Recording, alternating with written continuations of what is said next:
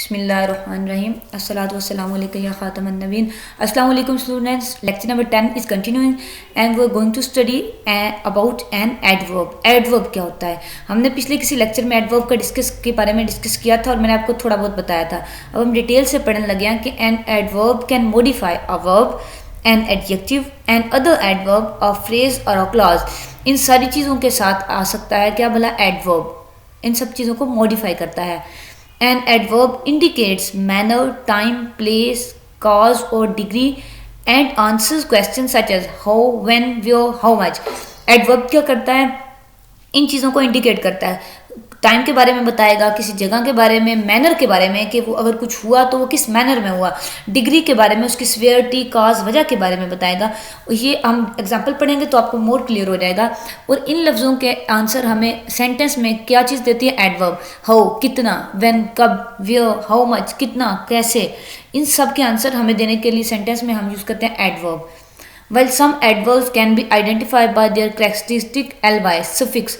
Suffix prefixes हमने पढ़े में बहुत अच्छे से, आपको आते भी हैं मुझे पता है. और ly हमने उसमें adverb डिस्कस किया था ना, हमने उस बात में ये बात भी डिस्कस की थी कि सारे adverb ly पे ख़त्म नहीं होते, कुछ जो हैं वो ly पे ख़त्म होते हैं, ly suffix पे adverb. तो यही बात यहाँ दोबारा बताई गई है. Most of them must be identified by untangling the grammatical relationship with the sentence or clause as a whole. ऐसे भी ly से भी आइडेंटिफाई किया जा सकता है एडवर्ब्स को, लेकिन सम एडवर्ब्स को, लेकिन ज़्यादा एडवर्ब्स को हम कैसे आइडेंटिफाई करेंगे, कैसे पहचानेंगे? ग्रामेटिकल रिलेशनशिप से. सेंटेंस में वो किस तरह एज अ क्लास यूज़ हो रहा है, होल एक सेंटेंस के क्लॉज में या सेंटेंस में होल, उसके रिलेशनशिप से पहचानेंगे. यानी कि उसका रिलेशनशिप क्या है कि वो verb, adjective, adverb, phrase, class को मॉडिफाई करता है. मॉडिफाई इन मैनर, टाइम, प्लेस, काज, डिग्री में करता है और इन क्वेश्चन के आंसर देता है. ये उसका रिलेशनशिप है. ये हम सेंटेंस में जब ये चीज़ें उसमें देखेंगे तो हमें पता चलेगा कि this is an adverb. Unlike an adjective, the adverb can be found in various places within the sentence. Adjective तो हमने पढ़ा ना कि adjective precede करता है, यानी कि जिस नाउन के ऊपर हम adjective डिटेल से पढ़ गए हैं, किसी नाउन के बारे में. मैंने आपको इंटेलिजेंट बॉय की एग्जांपल दी थी. बॉय इज नाउन और adjective क्या है, उसकी खूबी है कि वो इंटेलिजेंट है. तो इंटेलिजेंट बॉय से हमेशा पहला आएगा. हमने हमेशा ऊपर एडजेक्टिव की हमने बहुत सारी टाइप पढ़ी. हम नाउन से या जिस चीज़ को वो मॉडिफाई कर रहा होता है एडजेक्टिव, उससे पहले उसको यूज़ करते थे. ऐसे ही है ना. लेकिन एडवर्ब क्या है, वो सेंटेंस में कहीं भी आ सकता है. एडजेक्टिव की तरह पहले नहीं आना उससे ज़रूरी, वो कहीं भी आ सकता है सेंटेंस में. फॉलोइंग एग्जांपल्स में ये जो हाईलाइटेड हैं ये एडवर्ब हैं. The semesters quickly made the morning clothes, यानी इसने जल्दी से कहते हैं ना, मॉर्निंग हम मातम को कहते हैं, मातम के कपड़े बनाए, मातम के लिए कपड़े वटावर. अच्छा कपड़े, आप इसने जल्दी से कपड़े बनाए, बात खत्म, समझ आ रही है ना आपको. लेकिन क्विकली का मतलब है जल्दी से. मेड बनाना, मेड में ऐड समथिंग कर रहा है, तो ऐड में जो वर्ब में समथिंग ऐड करेगा वो ऐड वर्ब होगा. देखिए ना, ऐड वर्ब, इसके नाम से आप इसको याद रखें. अब ly लग गया, ये तो आसान तरीका आपको पता चल गया है. ly वाला तो होता ही एडवर्ब है, इसमें तो मुश्किल नहीं एडवर्ब को पहचाना, क्विकली एडवर्ब है. In the above sentence, adverb quickly modify the verb made, पता चल गया हमें, and indicates the what manner, how fast. manner बता रहा है ना कि उसने तेजी से कपड़े बनाए मातम के लिए, quickly यानी कि जल्दी जल्दी से बनाए. अब how कैसे बनाए? क्विकली, तेजी से, जल्दी जल्दी से. मैनर डिस्क्राइब कर रहा है ना, तो एडवर्ब के बारे में हमने पढ़ा, मैनर डिस्क्राइब कर रहा है. ठीक है, ये और ये बात आ गई, ly भी इधर आ गया, तीनों कंडीशन फुलफिल, तो हमें पता चल गया ये एडवर्ब है. The midwives waited patiently through a long labour. कि मिडवाइव्स लॉन्ग लेबर के बाद वेट कर रही हैं, वेटेड पेशेंटली. पेशेंटली का मतलब है बेसब्री से. अब ly आपको पता ही एडवर्ब है. मिडवाइव्स कहते हैं बच्चों दाइयों को, कि दाइयाँ मतलब बहुत ज़्यादा मुशक्कत के बाद, लॉन्ग लेबर के बाद वेट कर रही हैं. अच्छा ly से पता चल कि आपको ये एडवर्ब है. दूसरा वेट कर रही हैं, वेट किस मैनर में कर रही हैं, किस तरह कर रही हैं? हाउ, पेशेंटली, बेसब्री से, बेताबी से वेट कर रही हैं. तो ये अब हमें सारी हमारी फिलफिल कर है कंडीशन. ly भी लगा हुआ है, मैनर भी बताया, हाउ भी बताया कि कैसे वेट कर रही हैं, पेशेंटली, बेसब्री से, बेचैनी से, बेताबी से. This is also an adverb. The boldly spoken words would return to haunt the rebel. Boldly spoken word, boldly यानी कि आप कह लें कि एक करेजियस मैनर में, हौसले के साथ, गुस्से के साथ, बोल्ड तरीके से बोले गए लफ्ज़ ने रेबल्स को हांट कर दिया, यानी कि उनको दूर कर दिया. या अच्छा डाकुओं को रेबल डाकू कहते हैं ना, तो बोल्डली ly भी साथ लगा हुआ नजर आ रहा है आपको. और वर्ड्स की कौन से वर्ड? Spoken words. अच्छा बोले गए वर्ड ने हार्ट द रेबल, समझ आ गई. वो word would return to hurt the rebel. अच्छा ये समझ आ गई, वर्ड्स कौन से वर्ड्स, स्पोकन वर्ड्स जो बोले गए हैं वर्ड, क्लियर हो गया। लेकिन अब उनकी उनकी ये पहचान है कि वो वर्ड्स कौन से, बोल्डली स्पोकन, बोल्डली एलवाई से बच्चों पहचान हो रही है, एडवर्ब है दूसरा, कैसे वर्ड्स कौन से स्पोकन वर्ड्स कौन से बोला, हाउ किस मैनर में वो बोले गए हैं, स्पोक हुए हैं, बोल्डली मैनर में, बोल्ड मैनर में, ठीक है, boldly. We urge him to dial the number more expeditiously, हम उसको उकसा रहे हैं कि वो ज़्यादा तेज़ी से जल्दी से नंबर डायल करें, यानी कि नंबर तो उसने डायल करना है ना, नंबर डायल, लेकिन किस तरह से करे, अब तरीका मैनर डिस्क्राइब कर रहा है, एक्सपीडियसली, एलवाई भी लग गया, आसान तरीका हमारा एडवर्ब को पहचानने का। देख रहे हैं ना, यहाँ आया एडवर्ब, इधर इधर आया हुआ, यहाँ लास्ट पे आ गया, कि ये कहीं भी सेंटेंस पे आ सकता है, ये बात हमने ऊपर पढ़ी है। Unfortunately the bank close eight 3 today, बदकिस्मती से बैंक आज 3 बजे बंद हो गया। अच्छा, अनफॉर्चुनेटली बदकिस्मती से, एलवाई भी लग गया, और कैसे मैनर भी डिस्क्राइब कर रहा है कि बदकिस्मती से, अनफॉर्चुनेटली, ठीक है। टुडे अगेन एट 3 टुडे, ये भी एडवर्ब है, 3 को मॉडिफाई कर रहा है टुडे, यानी कि आज के 3 बजे, ठीक है, ये भी एडवर्ब है, एलवाई वाली निशानी तो नहीं है, लेकिन ये मॉडिफाई कर रहा है 3 को, ये टाइम भी बता रहा है, सॉरी टाइम इस मैनर में कि टुडे आज का, यानी कि स्पेसिफाई कर रहा है ना, 3 कौन से, टुडे वाले, आज वाले, मीन्स ये इसको 3 को मॉडिफाई कर रहा है तो एडवर्ब है, ठीक है। आपने देखा पेशेंटली, बोल्डली, और ये कैसे एडवर्ब सारे बने। अच्छा, ये ना बोल्डली में आपने इसमें थोड़ा सा है कि ये बोल्डली स्पोकन वर्ड, ये जो इधर ये यूज़ किया गया ना, ये इसको डैश कह लें या कुछ भी आप कहते हैं इसको, ये इसके साथ इस मैनर में यूज़ हुआ है कि स्पोकन वर्ड जो है ना, वैसे तो ये स्पोकन वर्ड्स हैं, ये हमारे पास पूरा जो है ना वर्ब है, यानी कि वर्ब नहीं है, सो स्पोकन वर्ड्स बोले जाने वाले अल्फाज, ठीक है, नोन है वटेवर, ये इनको मॉडिफाई करा बोल्डली, यानी कि बोल्ड तरीके से, दलेराना तरीके से जो बोले गए लफ्ज, ठीक है। Would return to hurt the rebel, would return यानी कि वो वापस आएगा, टू हार्ट द रेबल कहते हैं ना उसको, डाकू तो रॉबर्स होते हैं, सॉरी पहले मैंने डाकू बोला, रेबल कहते हैं उसको बागी को, हाँ, यानी कि बागी जो गद्दार हो गया, उसको हार्ट करने के लिए, उसको डराने के लिए वो ये वापस आएगा, बोल्डली स्पोकन, यानी कि दलेराना तरीके से बोले गए लफ्ज, ठीक है। मतलब वो डैश को आप ना देखें या उस पर आप फोकस ना करें, अब ज़्यादा एल वाई पे फोकस करें, एल वाई वाले आपको आराम से, आपके लेवल पे सिर्फ एल वाई है तरीका, लेकिन ये आपने याद रखना है कि सिर्फ एल वाई वाले नहीं होते एडवर्ब, एडवर्ब की और भी निशानियाँ 2-3 ऊपर जो हमने पढ़ी हैं टुडे में आ रही हैं, तो वो भी एडवर्ब्स होते हैं, ठीक है। परेशान नहीं होना, यू विल लर्न इंशाल्लाह, बहुत अच्छे से सीख जाएंगे आप। अच्छा, अब नेक्स्ट हम पढ़ने लगे हैं प्रोनाउन। प्रोनाउन मैंने आपको बता दिया था, काफ़ी हद तक आपको पता है क्या होता है, लेकिन इधर पे देख लेते हैं कि pronoun can replace a noun और एन अदर प्रोनाउन। किसको, अब देखें ना, Ali is my best friend, Ali goes to school, Ali is a good boy, replace कर रहा है ना, यानी कि अली की जगह पे आ रहा है, सॉरी ही आना है, sorry, Ali is a good boy, he is my best friend, he goes to school daily, he plays cricket. अब ही जो है वो प्रोनाउन है, आपको पता है, मैंने एग्जाम्पल आपको ऑलरेडी दी है। अब ही रिप्लेस कर रहा है अली को, अली क्या है, नाउन, नाउन को रिप्लेस कर रहा है प्रोनाउन, ठीक है। या तो ये नाउन को रिप्लेस करता है, यानी कि उसकी जगह पे आता है, या किसी और प्रोनाउन को रिप्लेस करता है प्रोनाउन।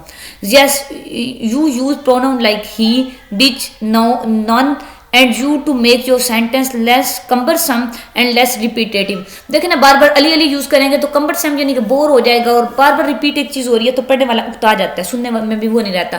प्रोनाउन यूज करते हैं कि सेंटेंस को लेस कम्बरसम, लेस रिपीटेटिव अच्छा बनाने के लिए। Grammarians classify pronoun into several types. Grammarian ने प्रोनाउंस को बहुत सी एग्जाम में टाइप स्पेसिफाई किया, क्लासीफाई किया, including the personal pronoun, the demonstrative pronoun. Personal pronoun आपको पता है जो पर्सनल रिलेटेड है, आगे हम डिटेल से पढ़ते हैं। डेमोन्स्ट्रेट हमने पहले लफ्ज पढ़ा हुआ होता है, इसका मतलब है डेमोन्स्ट्रेट करना, इशारा करना किसी चीज़ की तरफ। डेफिनेटली दिस हो गया, दैट हो गया, जो इशारे कर रही हैं चीज़ें वो हमें पता है कि वो डेमोन्स्ट्रेटिव प्रोनाउन होंगे। द इंटेरोगेटिव प्रोनाउन, इंटेरोगेटिव वो कहते हैं सवालिया को, पूछने के अंदाज में जो क्वेश्चन कर रहा है प्रोनाउन वो इंटेरोगेटिव प्रोनाउन होगा। इंडेफिनेट प्रोनाउन, इंडेफिनेट का आपको पता है कि जो नॉट श्योर हो, हमें पक्का कंफर्म ना हो कि ये किसके लिए यूज हो रहा है, इंडेफिनेट प्रोनाउन होगा। The relative pronoun, the reflexive pronoun and the intensive pronoun, ठीक है। रिलेटिव प्रोनाउन जो रिलेटेड होता है, रिलेट करता है, यानी कि अपने प्रोनाउन के नाउन के साथ या जिसको रिप्लेस कर रहा है उसके साथ रिलेट करेगा। रिफ्लेक्सिव प्रोनाउन अगेन एक्शन वगैरह बताता है, या आगे इंटेंसिव प्रोनाउन इंटेंसिटी बताएगा, शिद्दत उसकी बताएगा। हम आगे इनको डिटेल से पढ़ लेते हैं। पर्सनल प्रोनाउन सबसे पहले देखें। Personal pronoun refers to a specific person और thing and changes it from to indicate person, number, gender and case, ठीक है। या तो किसी खास पर्सन के साथ या चीज़ के साथ इस्तेमाल होते हैं और उसको चेंज करते हैं, इंडिकेट करते हैं, पर्सन से चेंज करते हैं, नंबर से, जेंडर से, केस से। सब्जेक्टिव पर्सनल प्रोनाउंस हम देखते हैं। सब्जेक्टिव पर्सनल प्रोनाउन कौन कौन से? सब्जेक्ट पर्सनल प्रोनाउन पहले कॉलम में, पोजेसिव प्रोनाउन जी, ऑब्जेक्टिव प्रोनाउन, रिफ्लेक्सिव प्रोनाउन, ठीक है। हमें इधर ही मिल गए हैं 4 प्रोनाउन। तो आए मैं, सब्जेक्टिव प्रोनाउन, यानी कि एज अ सब्जेक्ट ये यूज होते हैं। I go to school, sorry I go to school, हाँ मैं स्कूल जाती हूँ, आई गो टू स्कूल। आई, अब मैं जो है सब्जेक्ट है, आपको पता है सेंटेंस में, और ये प्रोनाउन है कि आई, मेरे मतलब प्रोनाउन यूज हो रहा है, एज अ प्रोनाउन यूज हो रहा है। नाउन तो जब मैं अपना नाम बोलूंगी तब नाउन यूज होगा ना, उसको नाउन कहेंगे। तो मैं अपने नाम की जगह आई कर रही हूँ, तो आई क्या है, प्रोनाउन है। और ये प्रोनाउन कौन सा, पर्सनल प्रोनाउन है, अपने अपने खुद को मैं कर रही हूँ पर्सनल। और सब्जेक्ट के तौर पे यहाँ यूज हुआ है, तो ये सब्जेक्टिव प्रोनाउन है, सब्जेक्ट पर्सनल प्रोनाउन। क्लियर हो गया। वही भी again personal pronoun as a subject use होता है, you he she it they, ठीक है, ये सारे एज ए सब्जेक्ट यूज होते हैं प्रोनाउन के तौर पर सेंटेंस में। पोजेसिव प्रोनाउन आपको पता है, पोजेशन करते हैं मलकियत को, किसी चीज की मलकियत को शो करने के लिए यूज होगा प्रोनाउन। माय, मेरी, माइन यानी कि मुझसे, माइन भी, this book is mine, my book is this, ऐसे करके माइन थोड़ा मतलब है दोनों प्रोनाउन ही, लेकिन पोजेसिव। अब मैं अपने नाम की जगह माई या माइन बोल रही हूँ और मुझसे बिलोंग कर रही है ये चीज, ये पोजेसिव यानी कि मेरी एक मलकियत शो कर रही है ना ये बुक की, यानी कि my book, this book is mine, तो ये पोजेसिव प्रोनाउन। अवर भी, हमारा, अगेन पोजेशन, योर्स तुम्हारा, यानी कि योर्स फादर, तुम्हारे बाबा।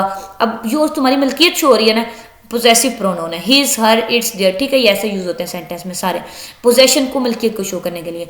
Object pronoun, me, us, you, him, her, it, them, ये एज एन ऑब्जेक्ट यूज होता है, ठीक है। यानी कि ऑब्जेक्ट आपको पता है, मैंने आपको बताया था, जिस पे काम किया जा रहा हो, एक्शन इज बीइंग, जिस पे action is being on put on which, this is called object. अब मैं इसको इसके एग्जांपल देती हूँ, यू की आप एग्जांपल ले लें, ठीक है। अब मैं कहती हूँ कि आई बीट यू, मैंने तुम्हें मारा। आई आपको पता है प्रोनाउन है, कौन सा, सब्जेक्टिव प्रोनाउन है, एज अ सब्जेक्ट यूज हुआ है। बीट, मारना, वो हमारा वर्ब हो गया, वो हमसे यहाँ कंसर्न नहीं है।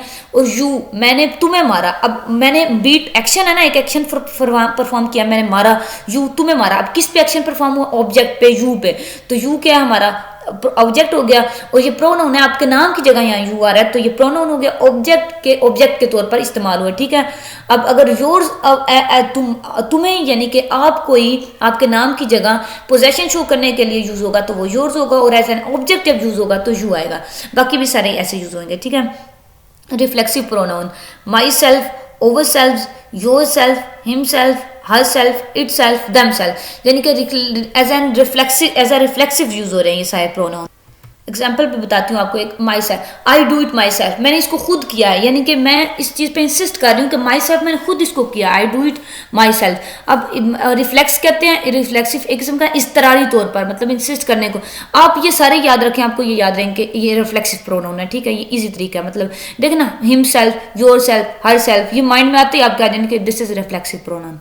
सब्जेक्ट प्रोनाउन, ये एग्जाम्पल सबके दी हुई है यहाँ। You are surely the strangest child I have ever met, कि यकीनन तुम सबसे स्ट्रेंजरेस्ट हो, सबसे ज़्यादा अजनबी बच्चे हो जिससे, जितनों में से मैं मतलब आज तक मिला हूँ, मैं जितने लोगों से आज तक मिला हूँ उनमें से सबसे अजनबी बच्चे हो तुम। अब you subject, as a subject use हुआ है, तो ये क्या होगा, सब्जेक्टिव प्रोनाउन। अब I again, I have ever met, तो मैं मिला हूँ, आई अगेन यहाँ as a subject pronoun use हो गया है। Possessive pronoun, the smallest gift is mine, ये सबसे छोटा तोहफा मेरा है, इज माइन, मुझसे बिलोंग कर रहा है ना, मेरा है, तो ये मेरी मलकियत शो कर रहा है, this is possessive pronoun here, ठीक है। Object pronoun, Aroma forced her parents to stay with her, Aroma ने अपने पेरेंट्स को फोर्स किया, उनको इस बात पे मजबूर किया कि वो उसके साथ रहें। अब हर पेरेंट्स, उसके वालिदैन, पोजेशन तो शो हो रही है लेकिन ऑब्जेक्टिव है। अरोमा ने क्या किया, अरोमा सब्जेक्ट है, फोर्स किया, उसने एक एक्शन परफॉर्म किया, किस पर, अपने पेरेंट्स पर, हर पेरेंट्स, तो her parents is the objective pronoun. अब हर पेरेंट्स ऑब्जेक्ट है, तो हर जो साथ लग गया ये object pronoun. Reflexive pronoun, you can help yourself, तुम अपनी खुद मदद कर सकते हो, तो yourself is here reflexive pronoun. Next है demonstrative pronoun. A demonstrative pronoun points to and identifies a noun और प्रोनाउन, ठीक है, पॉइंट्स करता है, इशारा करता है या उसको पहचानता है, किसको, नाउन को या प्रोनाउन को। This and these refer to thing that are there by, this और दीज उस चीज़ के लिए इस्तेमाल होते हैं जो नज़दीक हो, इन स्पेस और टाइम, यानी कि टाइम में या स्पेस में नज़दीक आपके हो, और दैट और दोस्त दूर की चीज़ के लिए, दूर के टाइम के लिए इस्तेमाल होते हैं, ये आपको पता है, ठीक है। दिस मस्ट नॉट कंटिन्यू, इसको जारी नहीं रहना चाहिए। अब दिस, इससे ना नज़दीक वाली चीज़ एक शो हो रही है, तो डेमोन्स्ट्रेटिव प्रोनाउन हो गया। This is Penney, that is the tree I want, ठीक है। अब दिस नज़दीक के लिए, दैट दूर के लिए। Three customer wanted these, 3 customer इसको चाहते हैं, दीज इसको, अगेन पॉइंट आउट कर रहा है, इशारा कर रहा है, आइडेंटिफाई कर रहा है, तो ये डेमोन्स्ट्रेटिव प्रोनाउन है, ये तो बिल्कुल आसान हो गया।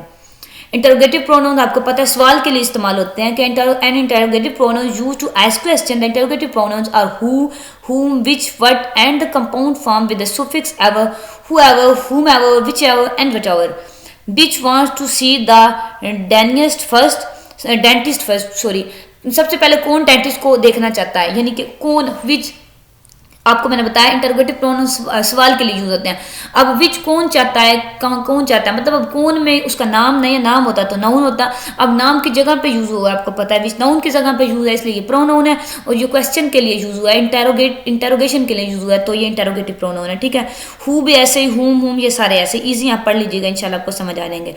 ये बात होगी। और वो कह रहा है कभी कभी ये एवर के सुफिक्स के साथ यूज होते हैं, यानी कि डब्ल्यू वाले वर्ड वही हु, हुम, हुज, ये आपको पता है प्रोनाउन इंटेरोगेटिव प्रोनाउन है।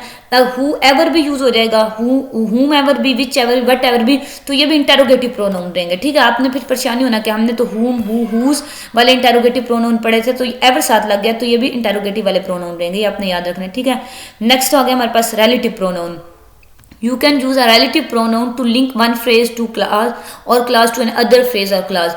रिलेटिव प्रोनाउन रिलेशन के लिए, आपको नाम से ही जाहिर हो रहा है कि रिलेटिव रिलेशन क्रिएट करने के लिए, लिंक करने के लिए फ्रेज को क्लास के साथ इस्तेमाल होते हैं। The relative pronoun are whom, who, whom, that and which. The compound whoever, whomever and where are also relative pronoun. अब आप ये सोच होंगे कि ये वर्ड हमने ऊपर इंटेरोगेटिव प्रोनाउन में पढ़े हैं। बच्चों ये इंटेरोगेटिव प्रोनाउन तब होंगे ये लफ्ज हु और whom वाले जब ये सवाल पूछने के लिए इस्तेमाल होंगे। जब ये सवाल नहीं पूछ रहे होंगे, सेंटेंस के दरमियान में यूज होंगे या दरमियान में चाहे ना यूज हो, लिंक कर रहे होंगे, एक रिलेशन क्रिएट कर रहे होंगे क्लासेस के दरमियान सेंटेंस की, तो ये relative as a relative pronoun कहलाएंगे। ऊपर आपने देखा सवाल पूछने के लिए सारे इस्तेमाल हुए। यहाँ देखें you may invite whom ever you like to the party, तुम जिसको चाहो पार्टी पे इनवाइट कर सकते हो, जिसको चाहो। अब ये सवाल तो नहीं ना पूछ रहा, whom ever जिसको चाहो, तो ये whom ever तो वही है लेकिन ये रिलेटिव प्रोनाउन है। अब ये यू मे इनवाइट, आधा phrase you like to party, ठीक है। अब इन दोनों को जोड़ा है, एक लिंक क्रिएट किया whom ever ने, ये रिलेटिव प्रोनाउन है हमारा। क्लियर। whom ever आपको who का पता है बच्चों, वो इंटेरोगेटिव में, इंटेरोगेशन में यूज होता है। इंटेरोगेटिव प्रोनाउन तब होगा जब सवाल पूछने के लिए इस्तेमाल होगा, जब वैसे होगा तो ये रिलेटिव प्रोनाउन बनेगा, समझ गए। The candidate who wins the greatest popular vote is not always elected, वो कैंडिडेट, वो उम्मीदवार जो हमेशा ग्रेटेस्ट पॉपुलर, सबसे ज्यादा मशहूर वोट जीतता है, वो हमेशा वो सिलेक्ट नहीं होता, इलेक्ट नहीं होता, मुंतखब नहीं होता। अच्छा हु आ गया लेकिन क्वेश्चन नहीं पूछ रहा, तो यहाँ रिलेटिव प्रोनाउन है। Whoever broke the window will have to replace it, जिसने भी खिड़की तोड़ी है उसको इसको बदलना पड़ेगा, इसको नहीं लाके लगानी पड़ेगी। सवाल नहीं पूछ रहा, whoever बेशक है, बेशक स्टार्ट में, लेकिन सवाल नहीं पूछ रहा तो ये रिलेटिव प्रोनाउन है। The crate which was left in the corridor was now being moved into the storage closet, जो क्रेट कॉरिडोर में छोड़ा गया था उसको स्टोरेज क्लोसेट में पहुंचा दिया गया है। अब विच है, सवाल नहीं पूछ रहा तो अगेन रिलेटिव प्रोनाउन, ऐसे ही ये विच एवर एंड पे, ठीक है। इंडेफिनेट प्रोनाउन देख लेते हैं। An indefinite pronoun is a noun referring to an indefinable but not specified person or thing. आपको पता है इंडेफिनेट जिसके बारे में आप श्योर नहीं होते, स्पेसिफाइड नहीं होता, मखसूस नहीं होता, आपको पता नहीं होता कि आप किसके लिए इस्तेमाल कर रहे हैं। The indefinite pronoun conveys the idea of all, anyone, none और समवन, कि सब आ जाएंगे, कोई आ जाएंगे, कोई भी नहीं, कोई, कौन, चंद एक। अब वो इंडेफिनेट नहीं होते, आपको पक्का कंफर्म नहीं होता, कोई भी, चंद, कौन से हो सकते हैं, आपको कंफर्म नहीं है, ठीक है। तो indefinite pronoun.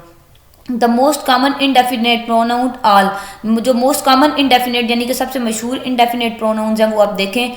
All, other, any, anybody यानी कि ऑल तमाम के तमाम, अदर दूसरे, एनीबॉडी, एनीबॉडी मीन्स कोई भी इसमें हो सकता है, और एनीवन नेक्स्ट है, एनीवन भी कोई बंदा, एनीथिंग कोई चीज़, ईच हो गया हर कोई, एवरीबॉडी हर बंदा, एवरीवन हर कोई, everything few, many, nobody, non, one, several, somebody and someone. ये आपको नाम से पता चल जाना है कि ये इंडेफिनेट प्रोनाउन है। एग्जांपल्स देख लें, मैनी के साथ एवरीथिंग अगेन नन, ये आपको आसान है बच्चों, बिल्कुल ईजी है, इंशाल्लाह आपको ये समझ आ गई होगी। रिफ्लेक्सिव प्रोनाउन देखते हैं। You can use a reflexive pronoun to refer back to subject of the clause और सेंटेंस, ठीक है। रिफ्लेक्स करने के लिए, बैक एक रिफ्लेक्शन करने के लिए, आपको पता है ना, themselves, myself, yourself, oneself, herself, ये सारे वो कह रहा है कि बैक प्रोनाउन को रिफ्लेक्सिव करने के लिए। I do this my self, मैंने इसको खुद किया है। अब आई हो गया प्रोनाउन, जहां आपको पता है सब्जेक्टिव प्रोनाउन है ये, तो अब डू किया है, दिस इसको माई सेल्फ खुद मैंने किया। अब माई सेल्फ किसको रेफर कर रहा है, आई की तरफ जा रहा है कि मैंने इसको खुद किया है, तो माई सेल्फ रिफ्लेक्स कर रहा है आई को, प्रोनाउन को, तो दिस इज माई सेल्फ क्या होगा, रिफ्लेक्सिव प्रोनाउन की, ये प्रोनाउन को बैक रिफ्लेक्स कर रहा है, सब्जेक्ट को कर रहा है। रिफ्लेक्सिव प्रोनाउन कौन कौन से, माई सेल्फ, योर सेल्फ, ऊपर हमने टेबल में पढ़े हैं, और ये एग्जांपल्स भी, diabetics give themselves insulin shots several times a day, कि डायबिटिक्स यानी कि शुगर के जो होते हैं, शुगर के पेशेंट्स होते हैं, वो खुद को इंसुलिन देते हैं, खुद को खुद इंसुलिन लगवाते हैं, देमसेल्फ खुद को देते हैं कि शॉर्ट टाइम अ डे, ठीक है। आगे भी the dean often does the photocopying her self, dean अक्सर खुद ही फोटोकॉपी करता रहता है, so that the secretaries can do more important work, ताकि सेक्रेटरीज जो हैं दूसरे खास काम कर सकें, ठीक है, खुद ही करता रहता है। अब हर सेल्फ डीन को रिफ्लेक्स कर रहा है, यहाँ देम सेल्फ डायबिटिक्स को रिफ्लेक्स कर रहा है, यानी कि शुगर के जो पेशेंट होते हैं, डायबिटिक्स होते हैं। नेक्स्ट है प्रोपोजिशन, प्रोपोजिशन लाइक लिंक्स, अब किस किस को जोड़ता है, nouns, pronouns, phrases to other words in a sentence, इन तीन चीज़ों को सेंटेंस के दूसरे लफ्ज़ों के साथ जोड़ता है, कौन बोला, प्रोपोजिशन। द वर्ड, आपको पता है प्रोपोजिशन जो होते हैं, to, and, in, out, beneath, against, under, ये सारे के सारे प्रोपोजिशन है, ये आप जानते हैं इनको, ऑफ, इन, एट, है ना, पता है ना आपको, लेकिन बस फिर हम वैसे ही पढ़ रहे हैं यहाँ। द वर्ड और phrase that the proposition introduce is called the object of the proposition, जिसको जोड़ता है, जिसके साथ प्रोपोजिशन आता है ना, वर्ड हो, फ्रेज हो, नाउन हो, प्रोनाउन हो, कुछ भी हो, उसको हम कहते हैं ऑब्जेक्ट ऑफ द प्रोपोजिशन। ये बात याद रखने वाली इधर, ठीक है। ऑब्जेक्ट ऑफ प्रोपोजिशन कौन होता है, जिसके लिए प्रोपोजिशन हम इस्तेमाल करते हैं सेंटेंस में। A proposition usually indicates the temporal, spatial or logical relationship of its object to rest of the sentence as in the following examples, यानी कि आम, हकीकी, या कौन सा उसका रिलेशनशिप है उस अपने प्रोपोजिशन के ऑब्जेक्ट का, जिसके साथ हो रहा है, जिसके साथ वो आ रहा है, उस चीज़ का, उस ऑब्जेक्ट का, उस नाउन का, उस वर्ड का, बाकी सेंटेंस के साथ कौन सा रिलेशनशिप है, टेम्पोरल है, आर्जी है, स्पेचुअल है, लॉजिकल है, जैसा भी है, ये प्रोपोजिशन बताएगा। The book is on the table, किताब चेयर टेबल के ऊपर है। अब टेबल और बुक का रिलेशनशिप है, लेकिन कैसे, ऊपर है ना, उसके एक रिलेशनशिप है, बीइंग मतलब लॉजिकल रिलेशनशिप आप उसको कह सकते हैं, उसके ऊपर है। अब ऊपर क्या होना जो है, ऑन क्या हमारे पास प्रोपोजिशन है, आपको पता है। The book is beneath the table, again beneath नीचे है, तो beneath is proposition. The book is leaning against the table, table के मुखालिफ जानिब जो अब बुक पढ़ी है, तो अब against again is proposition. Beside पे प्रोपोजिशन, टेबल के साइड पे, over the table, during class, she read the book during class, class के दौरान वो ये किताब पढ़ती है। अब बुक रीडिंग में और क्लास में रिलेशनशिप है, तो रिलेशनशिप कौन लिंक कर रहा है इस सारे सेंटेंस को एक दूसरे के, ड्यूरिंग क्या, proposition. In each of the preceding sentence, a proposition locates the noun book in space or in time. Book को लोकेट किया है प्रोपोजिशन ने, यानी कि ओन है, बीनीथ है, अगेंस्ट है, बिसाइड है, ओवर है, कहाँ है, ये किसने बताया, प्रोपोजिशन ने। अ proposition phrase is made up of the proposition, its object and any associated adjective और एडवर्ब्स। फ्रेज आपको पता है, हमने नाउन फ्रेज लास्ट पढ़े थे ना लेक्चर में। नाउन आपको पता है एक लफ्ज होता है, नाम, चीज, शख्स, जगह, किसी का भी नाम, वो नाउन होगा। नाउन फ्रेज क्या होता है, साथ उसके दो चार लफ्ज और लग जाए तो वो नाउन फ्रेज बन जाता है। नाउन के साथ मतलब वर्ब लग जाए, ऑब्जेक्टिव लग जाए, या कुछ भी लग जाए तो वो नाउन फ्रेज। ऐसे प्रोपोजिशन एक लफ्ज हो गया, जैसे ऑन, बीनीथ, अगेंस्ट, ये प्रोपोजिशन है, तो प्रोपोजिशन फ्रेज वो दो तीन लफ्ज होंगे प्रोपोजिशन फ्रेज, और दो तीन लफ्ज क्या होगा कि प्रोपोजिशन के साथ उसका ऑब्जेक्ट लग गया। ऑब्जेक्ट ऑफ प्रोपोजिशन आपको पता क्या होता है, यहाँ बुक क्या ऑब्जेक्ट ऑफ प्रोपोजिशन, ठीक है, उसका ऑब्जेक्ट लग जाए और एडजेक्टिव और एडवर्ब लग जाए सेंटेंस में, जिसके साथ प्रोपोजिशन यूज हो रहा है, वो तीन चार लफ्जों को मिला के हम प्रोपोजिशन फ्रेज बना लेते हैं। देखते हैं आगे। Prepositional phrase can function as a noun, an adjective और एन एडवर्ब। इन तीनों की जगह पे इस्तेमाल हो सकता है प्रोपोजिशनल फ्रेज, नाउन की, एडजेक्टिव की और एडवर्ब की, और आपको पता है अच्छे से ये सारा कुछ क्या होता है। The most common proposition are about, above, across, after, against, along, among, around, at, before, behind, below, beneath, beside। इसका मतलब तो आपको सबका पता है ना, इसके क्या है। at का मतलब होता है ऊपर, before पहले, behind बाद, behind नीचे, बेंड कहते हैं ना पीछे, बिलो नीचे, बीनीथ भी नीचे कहते हैं, बिसाइड परे, बिटवीन दरमियान में, बियॉन्ड परे, दूर, बट, लेकिन, बाय, डिस्पाइट का मतलब होता है के अलावा, डाउन भी नीचे, ड्यूरिंग के दौरान, एक्सेप्ट इसका मतलब होता है सिवा, यानी कि इसके सिवा, फॉर के लिए, from, in, inside, into, like, near, of, on to, outside by, पता है आपको सारे मतलब का, over, past, since, through, out, till, to, toward, under, ये सारे के सारे क्या है, प्रॉपोजिशन है, याद रखना है। Underneath, until, up, upon, with, within, and. Preposition को समझना आसान नहीं है इतना, ये काफ़ी डिफिकल्ट होते हैं, लेकिन आपने इनको पढ़ लेना ना, आपके माइंड में रह जाने कि ये वाले हमारे सारे प्रॉपोजिशन है। टिल, टू, टुवार्ड, अंडर हमने ये पढ़ लिए, विद, विदाउट, ओके। अच्छा, अब हम हाईलाइटेड एग्जांपल्स देख लेते हैं प्रॉपोजिशन की। पहले देखें, the children climb the mountain without fair, डर के बगैर, बगैर डरे बच्चों ने पहाड़ चढ़े बच्चे। अब विदाउट हमारे पास साथ प्रॉपोजिशन, माउंटेन और फेयर को ये जोड़ा है, आपको पता है कि ये प्रॉपोजिशन है। ऊपर भी हमने एग्जांपल्स पढ़ी प्रॉपोजिशन की, बाकी भी ये सारी ऐसे ही, ऑफ की, फॉर की, अंडर, लॉन्ग, थ्रूआउट, प्रॉपोजिशन के एग्जांपल्स आप इन्हें देख लीजिएगा, ठीक है। मैं ज़्यादा डिटेल में नहीं जाती, आपका लेक्चर ऑलरेडी बहुत लंबा हो जाता है, तो इसलिए फिर जो चीज़ आपको समझ आ जाए वो मैं ऐसे ही कर देती हूँ। अब इट इज़ कंजक्शन देख लेते हैं क्या है। कंजक्शन आपको नाम से पता चल रहा है कि ये जोड़ेगा, आगे डिटेल पढ़ते हैं इसकी। You can use the conjunction to link words, phrases and clauses in the following example. Words को, फ्रेजेस को, क्लासेस को लिंक करने के लिए, जोड़ने के लिए हम कंजक्शन यूज करते हैं। I ate the pizza and the pasta, मैंने पिज़्ज़ा और पास्ता खाया, ये पिज़्ज़े को और पास्ते को जोड़ा, and is called conjunction here, okay. Call the movers when you are ready, movers को बुला लो जब तुम तैयार हो, मूवर्स यानी के ले जाने वाले। अच्छा, व्हेन ने दोनों सेंटेंसेस को जोड़ा, लिंक किया, this is called conjunction. Coordinating conjunction, you use a coordinating conjunction and, but, और, नॉर, फॉर, सो और येट, ये सारे के सारे कौन से हैं, कोऑर्डिनेटिंग कंजंक्शन। इनको हम कब इस्तेमाल करते हैं, to join individual verb phrases and independent clauses, इनफरादी लफ्ज़ों को, फ्रेजेस को या इंडिपेंडेंट क्लासेस को। बच्चे एक सेंटेंस में 2 क्लासेस होती हैं, एक डिपेंडेंट क्लास, एक इंडिपेंडेंट क्लास। आपको डिपेंडेंट का मतलब पता है ना, कि इन्हिसार करती है जो दूसरे पे, और इंडिपेंडेंट आज़ाद जो इन्हिसार नहीं करती। मैं इसके पिज़्ज़े वाले की आपको एग्जांपल देती हूँ। आई एट द पिज़्ज़ा, मैंने पिज़्ज़ा खाया, बात खत्म हो गई। एंड द पास्ता, अब देखें ना, ये इधर तक ये एंड जोड़ है, दोनों को 2 क्लासेस हैं, पहले वाली भी क्लास है, दूसरे वाली भी, एक सेंटेंस की 2 क्लासेस हैं, इनको जोड़ा कंजक्शन ने, ये एंड है। अच्छा, पहली क्लास इंडिपेंडेंट क्लास है, यानी कि आई एट द पिज़्ज़ा, मैंने पिज़्ज़ा खाया, बात खत्म हो गई। जो क्लास अपना मतलब खुद समझा सके और दूसरी क्लास की मोहताज ना, उस पर डिपेंड ना करे, वो इंडिपेंडेंट क्लास होती है। अच्छा, एंड द पास्ता, अब एंड द पास्ता से आपको नहीं समझ आ रही कि पास्ता क्या है, ना तो खाने का बचा रहा है, बेचने का, किसी को दिया, या क्या किया पास्ता के साथ, आपको पूरा मतलब समझ नहीं ना आ रहा। जिस क्लास से, वो होती है डिपेंडेंट क्लास, और मैंने पिज़्ज़ा खाया, बात खत्म हो गई, ये इंडिपेंडेंट क्लास है। समझ गए बात। वो कह रहा है कि कोऑर्डिनेटिंग कंजक्शन जो होते हैं वर्ड्स के साथ, फ्रेजेस के साथ और इंडिपेंडेंट क्लासेस के साथ आते हैं, ठीक है। अब ये एंड द पास्ता, एंड के साथ आया, पास्ता जो एंड द पास्ता के साथ आया, ठीक है। ये कोऑर्डिनेटिंग क्लास है और ये कोऑर्डिनेटिंग कंजक्शन है और ये इंडिपेंडेंट क्लास के साथ आया। Note that you can also use the conjunction but and for as a preposition, इसको एज अ प्रोपोजिशन भी यूज कर सकते हैं। ऊपर हमने पूरा प्रोपोजिशन पढ़े जो 500-700 या जितने भी, उनमें बट फॉर हमने पढ़ा, ठीक है। वो कह रहा है ये कंजक्शन है, लेकिन एज अ प्रोपोजिशन भी इसको यूज कर सकते हैं। In the following sentence highlighted word are conjunction. Lilacs and violets are usually purple. Lilacs और वायलेट्स पता नहीं क्या शायद ये फूल कोई होते हैं, ये आई थिंक फूल लाला या कोई फूल, I think I not sure, well जो भी होते हैं। अच्छा, इन दोनों को जोड़ा, ये वर्ड्स हैं दोनों, इनको जोड़ा, कोऑर्डिनेटिंग कंजक्शन है, दैट इज एंड। समझ गए बात। और इन द एग्जाम्पल ये 2 नाउन्स को ये लिंक कर रहा है, कंजक्शन, कोऑर्डिनेटिंग कंजक्शन, ठीक है। आपको पता है नाउन को, फ्रेज को, इंडिपेंडेंट क्लास को लिंक करने के लिए आता है, यहाँ ये नाउन को लिंक कर रहा है।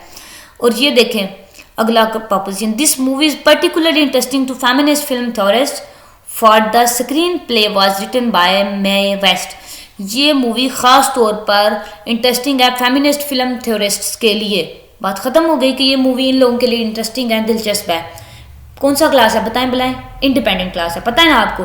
और आगे for the screenplay was written by Mae West, कि स्क्रीनली प्ले के लिए लिखा गया मे वेस्ट ने। अब ये डिपेंडेंट क्लास है तो इसके साथ हमने यूज़ कर लिया फॉर। दूसरी टाइप है कंजक्शन की सबऑर्डिनेटिंग कंजक्शन, वो इंडिपेंडेंट क्लास के साथ यूज होते थे। कोऑर्डिनेटिंग कंजक्शन तो ये सबऑर्डिनेटिंग है, ये डेफिनेटली डिपेंडेंट क्लास के साथ यूज होंगे, ठीक है। आपको पता है तो है ना डिपेंडेंट और इंडिपेंडेंट क्लास का। तो ठीक है, हम इसको पढ़ते हैं कि subordinating conjunction introduce the dependent clause and indicates the nature of relationship among the independent clause and the dependent clause. Dependent clause को इंट्रोड्यूस करते हैं, इसको शुरू करते हैं कैसे भला।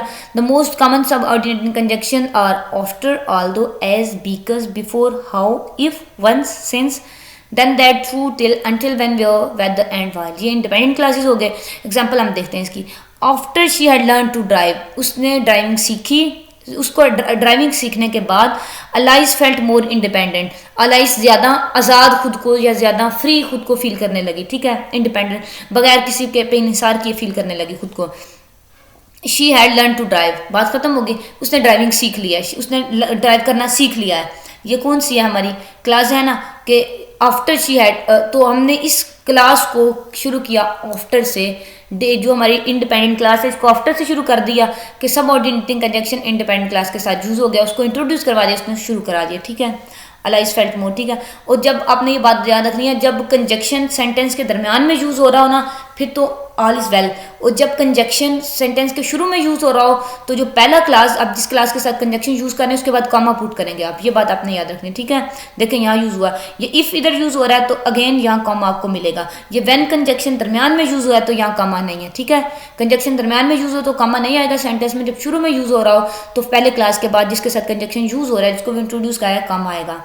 कोरिलेटिव कंजक्शन देखें, correlative always appear in pairs, ठीक है, पेयर्स में पाए जाते हैं, पेयर्स कहते हैं जोड़ों में।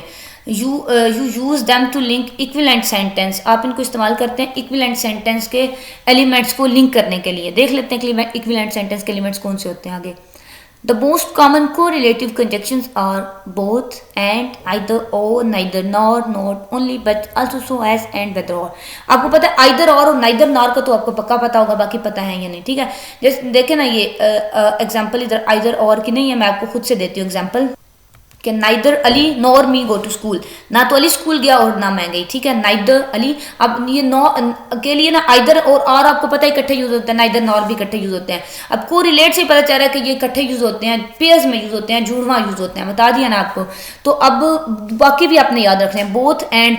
आप बाजुकात कर देते हैं ना कि बोथ के एग्जाम्पल पढ़ते हैं, both my grand father and my father word in the steel plant, दोनों मेरे दादा और मेरे अब्बा दोनों स्टील प्लांट में काम करते हैं, स्टील फैक्ट्री में काम करते हैं, ठीक है।